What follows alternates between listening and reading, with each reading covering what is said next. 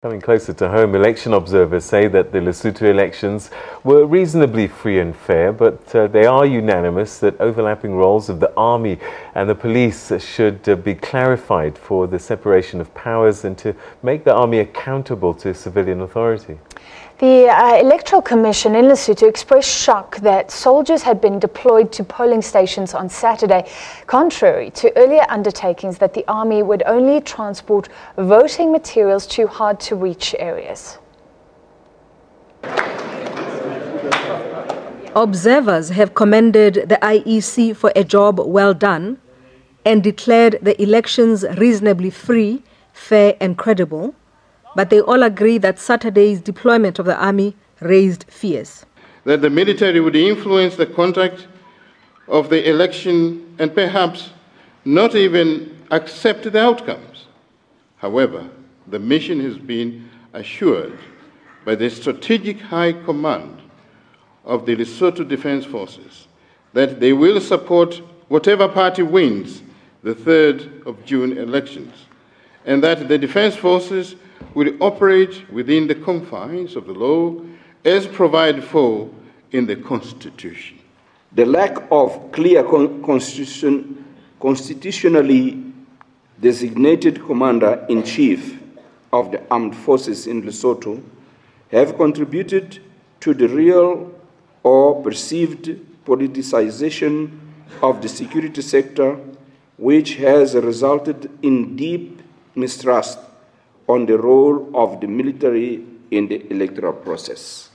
And in the context of an election in particular, it is especially important that the military if deployed after careful consideration and consultation. The African Union recommends a review of the electoral model that has produced unstable coalition governments. The mixed member proportional representative electoral system aims to promote inclusion in governance institutions and processes. It has resulted in coalition politics which are inadequately regulated by the legal framework. In particular, the legal framework does not satisfactorily regulate the practice of floor crossing in the National Assembly, which in effect has led to political party splintering and overall instability in government. SADC recommends making it more stringent for parties to be given campaign funding.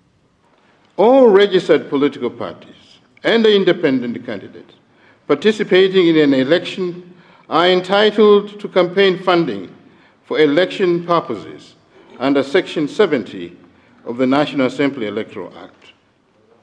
A considerable number of stakeholders, and in particular the Independent Electoral Commission, are concerned that public funding for political campaign purposes appears to be a strong incentive for the proliferation of political parties, particularly given the very low threshold of 500 paid-up members. Observers recommend a review of access to state media to level the playing field, better facilities for the disabled, and efforts to get more women into politics. The ESA Election Observer Mission commends the people of Lesotho, the IEC, and the candidates for a peaceful and well-managed process. The official final results are expected on Tuesday. Ntakwana Ngatani, SABC News, Maseru, Lesotho.